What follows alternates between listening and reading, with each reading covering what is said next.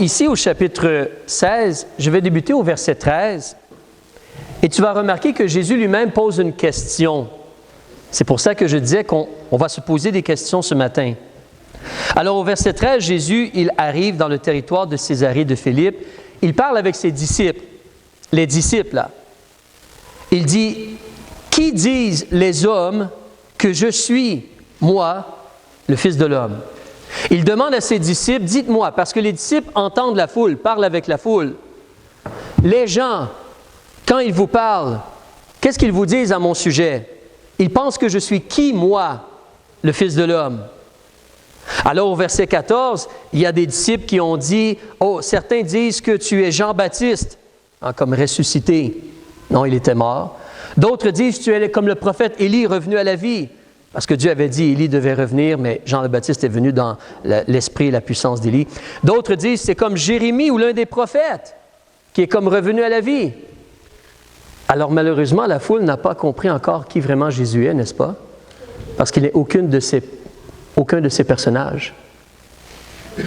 Alors là, Jésus pose la question à ses disciples, à eux. Donc la foule, elle est encore malheureusement ignorante de la réalité de qui Jésus est. Et donc, Jésus leur dit au verset 15, « Vous, qui dites-vous que moi je suis? » Pierre, il prend la parole et il dit, « Tu es le Christ, le Fils du Dieu vivant. » Tu te rappelles peut-être, même son frère André, il est allé chercher Pierre, puis il lui a dit, « On a trouvé le Messie. On a trouvé loin. » Il croit encore cela. C'est le Christ, le Fils du Dieu vivant. Ça, c'est important de se poser des questions dans la vie. C'est important de s'arrêter et se questionner. Et ici, c'est une question extrêmement importante. Qui vraiment est Jésus pour toi? Qui vraiment est Jésus pour toi? Peut-être que tu vas dire, Jésus, c'est le Messie, c'est le Sauveur, c'est lui qui m'a pardonné. Amen! Gloire à Dieu! Mais Jésus, il est plus que cela aussi. On a fait une réunion il y a quelque temps. Le meilleur ami, c'est qui? C'est Jésus, amen. C'est le meilleur ami. Jésus, c'est aussi ton maître. Ton maître. Celui qui devrait diriger ta vie.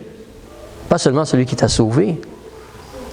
Alors, mais Jésus, c'est le Messie. Descendons au verset 21. Le même Pierre qui a dit, « Toi, tu es le Messie, le Christ, le Fils du Dieu vivant. » Pierre a des choses à apprendre. Au verset 21, Jésus, il commence à déclarer à ses disciples qu'il fallait qu'il allât à Jérusalem et qu'il y souffrit beaucoup de la part des sénateurs et des principaux sacrificateurs et des scribes, et qu'il y fut mis à mort et qu'il ressuscita le 3e jour. C'est le message de l'Évangile. Donc Jésus explique à ses disciples ce qui va se produire. Au verset 22, remarquez comment Pierre parle ou agit. Pierre, il prend à part Jésus, puis il lui dit non, non, non, non, non, non, non, non, non, non, non, non, non, non, non, non, non. À Dieu ne plaise, il n'y en est pas question, cela ne va pas t'arriver. Tu ne vas pas être livré, tu ne vas pas être tué, ça ne va pas arriver. Évidemment, entre vous et moi, Pierre, il aime Jésus. Il veut le meilleur pour Jésus. Qui voudrait que quelqu'un souffre? Je veux dire, vous avez des enfants, est-ce que vous voulez que vos enfants souffrent? Vous avez des amis, est-ce que vous voulez que vos amis souffrent? Vous avez des parents, voulez-vous que vos parents souffrent? Non. Donc, Pierre ne veut pas que Jésus souffre, et il veut le meilleur, il veut que Jésus soit le Messie, le Maître, le Roi, le Seigneur. Il a de bonnes intentions ici. Mais en réalité, il est égaré. Pourquoi il est égaré? Remarquez ce que Jésus lui dit au verset 23. Jésus se tourne vers Pierre et il dit à Pierre, « Arrière de moi, Satan. » N'oubliez pas, le mot « Satan », ça veut dire quelqu'un qui comme s'oppose à toi, quelqu'un qui est contre toi, quelqu'un qui est comme un adversaire, comme il va t'empêcher de faire quelque chose. Alors, Satan ici, excusez-moi, Pierre ici, il est comme contre le plan de Dieu, que Jésus doit mourir. Et Jésus continue en lui disant donc, « Tu mets en scandale. » Ça, c'est une expression dans la Bible. Il faut réaliser, être en scandale, c'est comme faire trébucher quelqu'un.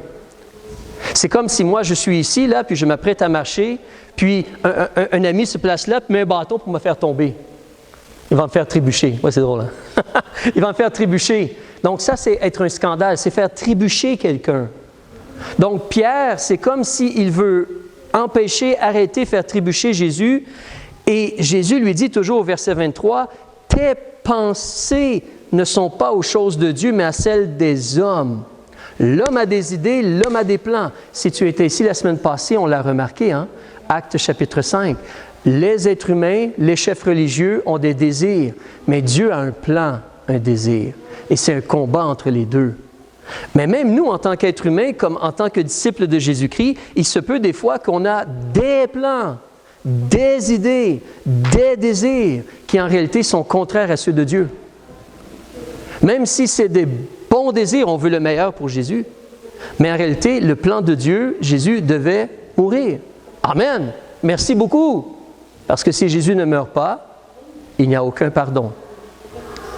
Il fallait que Jésus meure. Mais tu vois ici le danger d'avoir nos pensées qui ne sont pas aux choses de Dieu, mais qui sont à la place des pensées comme ce qu'un être humain voudrait vouloir. Et même un disciple de Jésus-Christ ici, qui vient juste de dire « Tu es le Christ, le Fils de Dieu vivant ». Et tu te rappelles, Jésus lui avait dit « C'est Dieu qui t'a révélé cela ». Si tu regardes au verset justement 17, « C'est mon Père qui est dans les cieux ». Ce n'est pas la chair et le sang qui t'ont révélé cela, mais mon Père qui est dans les cieux, verset 17. Donc, Pierre, Dieu est avec Pierre là. Pierre veut faire du bien là. Mais ici, dans cela, Pierre, il est dans l'erreur. Il se trompe. Malheureusement, ses pensées ne sont pas aux choses de Dieu, mais à celles des hommes. Et quand on lit ceci, il n'y a aucun désir de juger Pierre. On n'est pas du tout meilleur que lui. On lit pour essayer d'apprendre. Donc, si Jésus viendrait te voir ce soir, il s'assoirait avec toi, puis il te poserait des questions. Et puis il te demanderait, pour toi, je suis qui moi? Qu'est-ce que tu vas lui répondre? Comment est-ce que ta vie démontre qui est Jésus pour toi? Et si justement Jésus a un plan, on sait qu'il va mourir, mais si Jésus a un plan, supposons qu'il veut t'utiliser d'une certaine façon, ou il veut que tu fasses une bonne œuvre ici, ou autre chose. Et toi, non, toi tu as un autre plan, tu as un autre désir, tu as une autre idée. Voyez-vous? Alors, se poser des questions. On va faire quelque chose présentement, si vous me permettez. On va continuer à lire ici, au verset 24. Jésus dit à ses disciples, « Si quelqu'un veut venir après moi, qu'il renonce à lui-même, qu'il se charge de sa croix et qu'il me suive. » Qui est Jésus pour nous? Celui qu'on veut suivre. Celui pour qui on est prêt à renoncer à nous-mêmes. Renoncer à nous-mêmes. Verset 25. « Car quiconque voudra sauver sa vie, la perdra. Et quiconque perdra sa vie pour l'amour de moi, va la trouver. » Pose-toi une question, s'il te plaît. Regarde-toi dans le miroir et pose-toi la question. Es-tu prêt, toi, à perdre ta vie pour Jésus? Es-tu prêt, toi, à mourir à toi-même par amour pour Jésus, pour son œuvre, pour son plan? Es-tu prêt? Renoncer à soi-même, être prêt à perdre notre vie? Parce que justement, Jésus, ce n'est pas seulement ton sauveur, c'est ton maître. En réalité, on a déjà vu, mais quand Jésus t'a sauvé, il a mis son esprit en toi et l'esprit t'a donné au moins un ou des dons pour servir dans ton assemblée. Et des capacités, le fruit de l'esprit qui sort de nous. La capacité de parler de Jésus aux autres et ainsi de suite. Et Dieu, il a un plan pour toi. Il a un plan pour toi. Il a des bonnes œuvres de préparer d'avance pour nous afin que nous y marchions. Éphésiens chapitre 2, versets 8 à 10. On nous en parle. Donc Dieu, il a un plan pour toi et pour moi. Il a un plan individuellement pour chacun de nous. Est-ce qu'on est prêt à renoncer à nous-mêmes, à mourir à nous-mêmes par amour pour Jésus et suivre son plan? Le verset 26 te dit, « Car que servira-t-il à un homme de gagner tout le monde s'il perdait son âme? Ou que donnerait l'homme en échange de son âme? » Ça, c'est une excellente question. On va la revoir sous une autre forme dans quelques instants ce matin. Mais qu'est-ce que quelqu'un serait prêt à donner pour son âme? Parce que l'être humain, vous savez, nous avons une volonté, hein? Nous avons une volonté, nous avons un vouloir. Nous avons des désirs. Il y a des choses qu'on aime, il y a des choses qu'on n'aime pas. Il y a des choses qu'on veut accomplir, il y a des choses qu'on ne veut pas faire. Il y a des choses qu'on espère avoir dans notre vie, il y a des choses qu'on ne veut pas avoir dans notre vie. Une maladie terminale, ça n'intéresse personne habituellement, n'est-ce pas?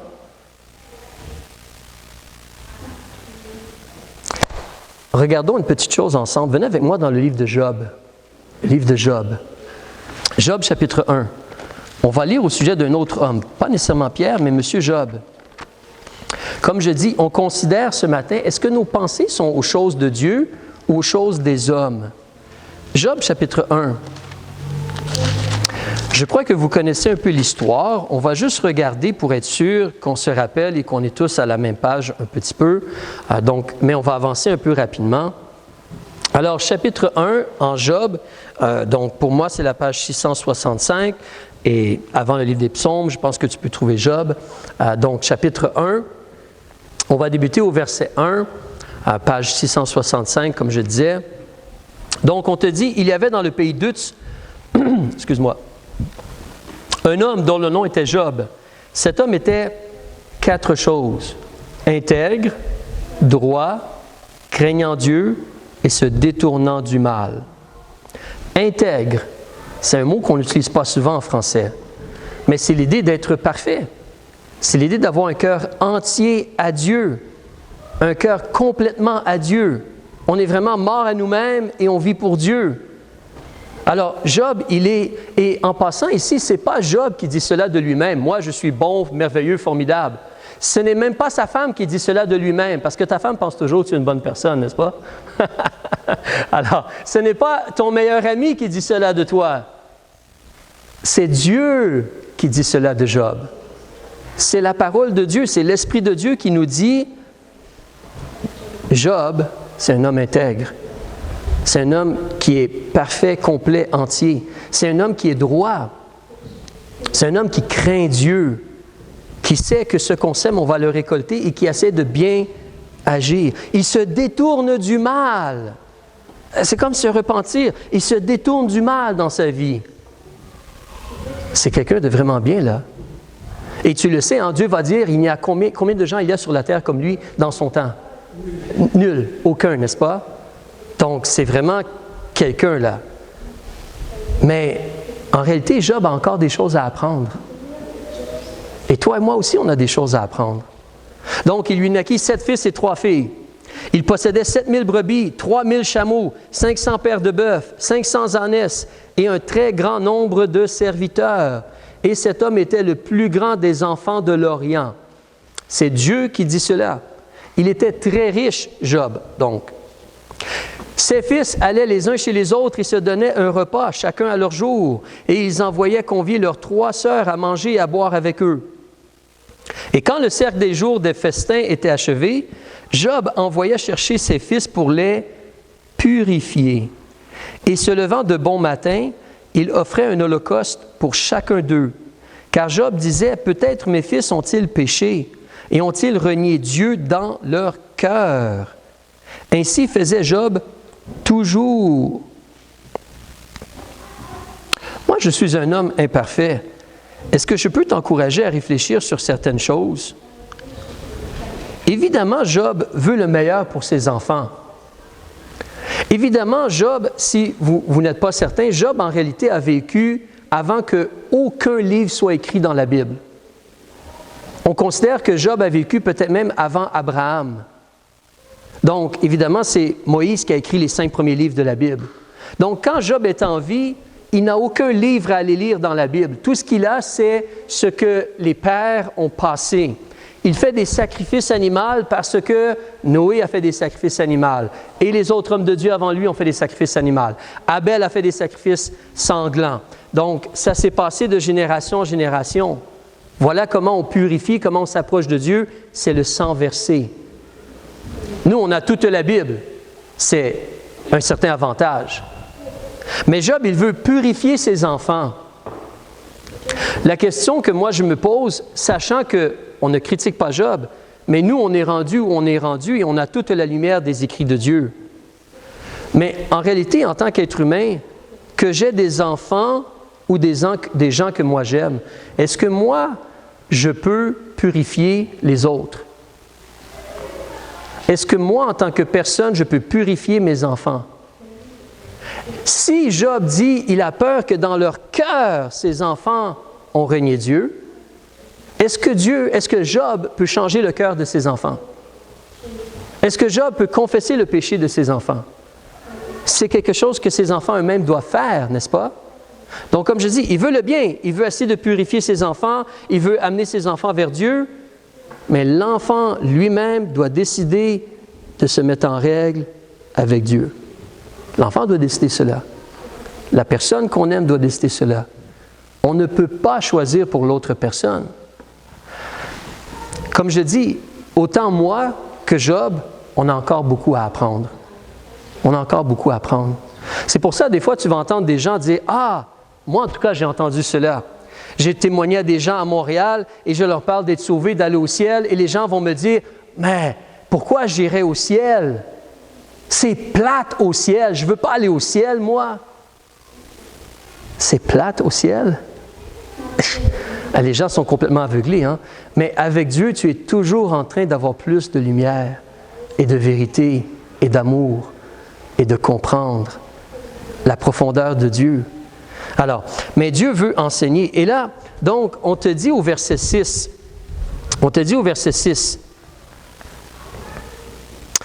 qu'il arriva un jour que les fils de Dieu étant venus se présenter devant l'Éternel, Satan vint aussi au milieu d'eux. Ah, n'oubliez pas, hein, Satan, c'est comme le mot Satan, comme je mentionnais tantôt, c'est quelqu'un qui est en opposition à toi, qui est contre toi, qui a comme un autre plan, qui veut t'empêcher. L'Éternel dit à Satan, remarquez une chose aussi vraiment importante ici, ce n'est pas Satan qui a approché Dieu pour essayer de faire quelque chose. C'est Dieu qui a débuté la conversation. Alors, c'est Dieu qui a un plan. C'est Dieu qui est au contrôle. C'est Dieu qui règne. C'est Dieu qui approche Satan et qui lui pose une question. « D'où viens-tu? » Et Satan répondit à l'Éternel et dit, « De courir ça et là sur la terre et de m'y promener. » Et Dieu dit à Satan, c'est Dieu qui prépare la chose. Dieu, il dit, « As-tu remarqué mon serviteur Job? Il n'y en a pas comme lui sur la terre, intègre, droit, craignant Dieu et se détournant du mal. » C'est Dieu qui a la conversation là. Et là, Satan, justement, comme essaie de s'opposer, Satan répondit à l'Éternel et dit, « Est-ce pour rien que Job craint Dieu? N'as-tu pas fait comme une haie de tous côtés autour de lui, autour de sa maison, autour de tout ce qui lui appartient? Tu as béni l'œuvre de ses mains, et ses troupeaux se répandent sur la terre. Mais moi, je te dis la parole de Satan, étends ta main, touche à tout ce qui lui appartient, et tu vas voir s'il ne te renie pas en face. » Tu te rappelles la question que Jésus a posée? À quoi sert l'homme de gagner tout le monde s'il perd son âme? Satan dit, regarde, si tu touches à ce qu'il a, il va te renier en face. Je vous pose une question. Vous êtes plus intelligent que moi. Quand Satan il se présente devant Dieu, puis il lance ce défi-là à Dieu, est-ce que Dieu connaît toutes choses? Est-ce que Dieu sait ce que Job va faire? Il sait très bien ce que Job va faire. Il sait toutes choses. Il sait exactement ce qui va se produire. Alors, quand Satan lui dit cela, fais cela, puis tu vas voir comment il agit, Dieu, il sait exactement comment Job va agir. Mais en réalité, Dieu, il a un plan. Il a un désir. Job et toi et moi, on a des choses à apprendre. C'est un livre extrêmement fascinant, le livre de Job. Mais donc, Dieu lui dit au verset 12, « Voici, tout ce qui lui appartient est en ta main. Seulement ne porte pas la main sur lui. » Vous voyez que c'est Dieu qui contrôle, hein? Je te donne la permission de faire cela, mais tu ne fais pas plus que cela. Alors, c'est important pour toi et moi de garder en tête, notre ennemi, Satan, ne fait pas ce qu'il veut, quand il veut, comme il veut. Satan fait ce que Dieu lui permet de faire à l'intérieur de la réalité du plan de Dieu. C'est important de garder cela en tête. On va en parler tantôt. Parce que quand une épreuve vient sur toi, tu ne peux pas accepter la pensée que Dieu t'a oublié ou que Dieu t'en veut ou des pensées un peu comme cela. En réalité, ce qui se produit, Dieu l'a permis. Oui, des fois, ce qu'on sème, on récolte. Si moi, je monte sur le toit de l'Église et je me jette en bas, ce n'est pas la faute de Dieu, ça n'a rien à voir avec Dieu, c'est moi qui est stupide. OK? C'est vraiment simple comme cela. Mais si j'essaie de vivre ma vie simplement et quelque chose se produit, Dieu permet des choses, mais Dieu règne. Et Dieu a un plan. Et Dieu sait. Et Dieu veut nous enseigner. Alors, il laisse Satan agir. Donc, Satan, il va sortir. Et là, au verset 13, on te dit que un jour, comme ses fils et ses filles mangeaient et buvaient du vin dans la maison de leur frère aîné, un messager est venu vers Job. Et le messager, il a dit, les bœufs, ils labouraient et les ânesses paissaient à côté d'eux. Mais ceux de Sheba, ça c'est un endroit géographique, se sont jetés dessus et les ont pris et ont passé les serviteurs au fil de l'épée. Et je me suis échappé moi seul pour te l'annoncer. Cet homme parlait encore lorsqu'un autre arrive et dit, le feu de Dieu est tombé du ciel. Il a brûlé les brebis et les serviteurs et les a consumés. Et je me suis échappé moi seul pour te l'annoncer. Cet homme parlait encore lorsqu'un autre vint et dit, des Chaldéens. Ça, c'est un peuple comme la Mésopotamie, comme un peu l'Irak aujourd'hui. Des Chaldéens qui ont fait 3 bandes et ont fondu sur les chameaux et les ont pris. Et ils ont passé les serviteurs au fil de l'épée. Et je me suis échappé moi seul pour te l'annoncer. Cet homme parlait encore lorsqu'un autre vint et dit, tes fils et tes filles mangeaient et buvaient du vin dans la maison de leur frère aîné. Et voici un grand vent est venu de l'autre côté du désert et a donné contre les 4 coins de la maison. Et elle est tombée sur les jeunes gens. Et ils sont morts. Et je me suis échappé moi seul pour te l'annoncer. Est-ce que je peux t'encourager à considérer quelque chose? Soyons honnêtes et réalisons. L'adversaire, l'opposant, le diable, il est capable de faire beaucoup de choses. Il a une capacité. Il est capable d'influencer des hommes pour que des hommes essaient de tuer d'autres personnes. C'est ce qu'il a fait ici. Il a influencé des gens pour que les Chaldéens ou les gens de l'autre endroit, je ne vais pas me tromper, c'est Sheba, les gens de Sheba ont sauté sur les personnes et les brebis pour les prendre. Qui les a influencés à faire cela? C'est le diable. Et il est capable de faire descendre le feu du ciel. Il est capable de faire descendre le feu du ciel. Eux, ils disent c'est le feu de Dieu. Mais ici, qui essaie de faire quelque chose? C'est Satan qui essaie de faire quelque chose. Et le vent, là, Satan a des capacités pour faire des choses. Il est capable de faire des prodiges et des faux miracles. Les Écritures nous le disent. L'Apocalypse, vous avez déjà lu les miracles que le personnage va faire, l'Antichrist? Qui lui donne la puissance de faire cela? C'est le diable. Donc, il faut être sincère et réaliser, le diable est capable de faire des choses. Il est capable d'utiliser les choses de la nature, il est capable d'utiliser des êtres humains, il va agir pour nous opposer et nous causer des problèmes. Mais si quelque chose se passe, il faut que Dieu le permette. Il faut que Dieu le permette. Alors, notre ami Job, ici, il a tout perdu. Si vous pouvez m'aider, s'il vous plaît, qu'est-ce qui reste à Job? Physiquement, là, dites-moi pas Dieu, là, mais physiquement, qu'est-ce qui reste à Job? Sa femme, oui, tu as dit la vie? Oui, il a sa vie encore, il a sa femme, effectivement. Sa santé pour l'instant, tu as raison, frère. Il a sa santé. Techniquement, il ne faut pas oublier aussi, les 4 serviteurs qui sont venus lui annoncer des nouvelles sont encore ses serviteurs. Donc, il a 4 serviteurs aussi. D'accord? Il a encore 4 serviteurs techniquement. Les autres sont tous morts, mais les 4 serviteurs sont venus le voir, se sont échappés. Donc, il a 4 serviteurs et sa femme et sa santé. C'est ce qui lui reste. Et on termine ici, là, on va faire une pause, mais regardez, on te dit, justement au verset 20, Job se leva et il déchira son manteau, et il rasa sa tête, et il se jeta par terre, et il se prosterna, et il dit, « Nu je suis sorti du ventre de ma mère, et nu j'y retournerai. L'Éternel a donné, l'Éternel a ôté.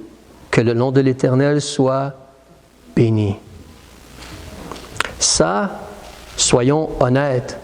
Si moi, si toi, tu étais à la place de Job, ce n'est pas facile de dire cela. Ce n'est pas facile de dire cela. On le lit. Lui, il l'a fait. Mais nous, quand une épreuve vient dans notre vie, quand un problème vient dans notre vie, comment est-ce qu'on réagit? Mais lui, il a dit, « Je suis sorti nu du ventre de ma mère, je vais retourner nu. Dieu a donné, Dieu a ôté, que le nom de l'Éternel soit béni. » Et on te dit clairement qu'en tout cela, Job ne pécha point et n'attribua rien de mauvais à Dieu. Voyez-vous, ici, ce qui se passe, c'est que Job accepte le plan de Dieu. Tu te rappelles, tantôt, on voyait Pierre. Jésus lui dit, « Je dois mourir. » Pierre dit, « Non. » Et Jésus dit, « Tes pensées ne sont pas aux choses de Dieu, elles sont aux choses des hommes. » Mais ici, Job, ses pensées sont plutôt à la réalité que Dieu donne, Dieu ôte, Dieu est béni, il ne pêche point. Est-ce qu'il a éprouvé? Certainement. Est-ce qu'il a pleuré? Fort probablement. Le verset, les Écritures ne le disent pas, mais il a perdu ses enfants et ainsi de suite. Mais il n'a rien attribué de mauvais à Dieu. Il accepte le plan de Dieu et ce que Dieu essaie de faire. Il se soumet au plan de Dieu. En passant, une chose intéressante, vous vous rappelez Satan? Il a dit à Dieu, si tu enlèves la haie, il va te renier en face. Qu'est-ce qu'on apprend? Satan s'est trompé. Satan s'est trompé. Satan, c'est un menteur. Satan s'est trompé. Satan ne connaît pas tout. Satan n'est pas aussi intelligent que Dieu. Il connaît des choses, mais il s'est trompé. Il a eu tort. Il a eu tort, Satan, ici. Il a eu tort. Dieu savait, mais Satan a eu tort. On va faire une pause. Père, on te remercie pour les choses qu'on peut apprendre. On prie que tu nous prépares